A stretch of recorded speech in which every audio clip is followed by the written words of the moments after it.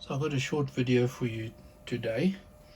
Got my inductance meter set up here, and over there on the scope you can see the yellow pulse, which is the power going into the inductor. That's output from the Arduino. The blue is the signal across the inductor, and then purple is the output from the comparator going back to the Arduino where we're measuring the inductance. So over here I've got a selection of inductors. This is a standard toroid. I've got another small little toroid, which is a filter inductor out of some of these little circuits that came out of LED lamps that failed. I harvested the inductors. This one I had to use a hacksaw, so unfortunately that inductor did get damaged, but I got two out of this one. This one didn't have an input. Oh no, there's the inductor. Could actually measure that.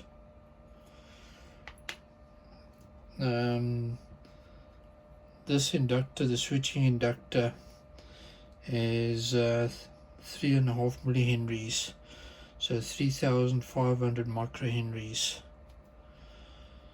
So let's take that out.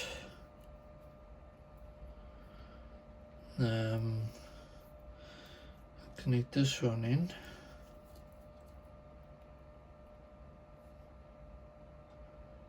Five millihenries, like so. I've got these alligator clips which have a DuPont connector on the back. I'm not quite sure how to help you with that. Thanks, Alexa. They're very useful. Okay. So, okay, now on the scope you can see that the frequencies become quite low because we've got a big inductor. Let's go back to a small inductor and you'll see that frequency change. Set that aside over there. Now let's bring in the small one, which is less than 1 millihenry. There you can see how the frequency is increased. So that's 732 microhenries over there. Now what I'm going to do with this inductor still in circuit over here.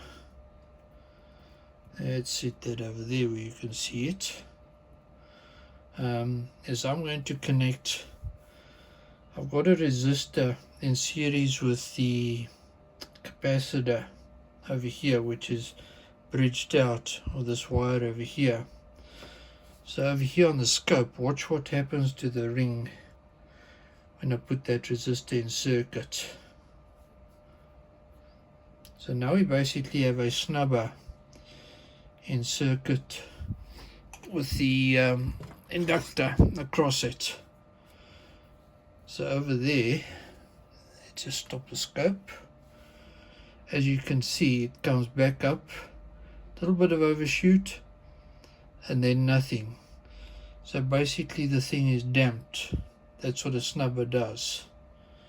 So let's go back to a big inductor, and I'll show you when you don't quite have enough.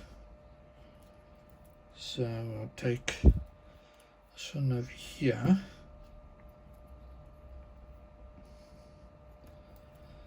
Put it back in circuit,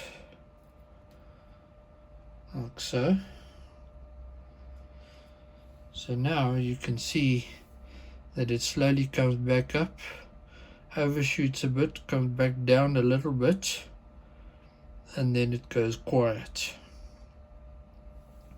So even with the snubber in circuit, it's still doing a measurement over here, and it's measuring 6 millihenries. Let's just go back to putting the inductor the resistor out of circuit, and there you can see the ring has come back. So that's quite a big inductor that we've got over here. Going to go back to a small inductor, and you're going to see quite a dramatic change. So that's a small inductor over there. There's quite a bit of ring. And then I bring the resistor in circuit, like so, and boom. There we go. A little bit of overshoot and then it's quiet. So that snubber completely damps the ringing. So in the case of many circuits where you're wanting to catch the energy coming out of a switching event, that's what a snubber does. So over here we got the resistor and capacitor. That capacitor is 1 microfarad, and the, try not mess this up, the resistor is 47 ohms. Those are the values. So let me short out the resistor again, and back it goes to normal operation.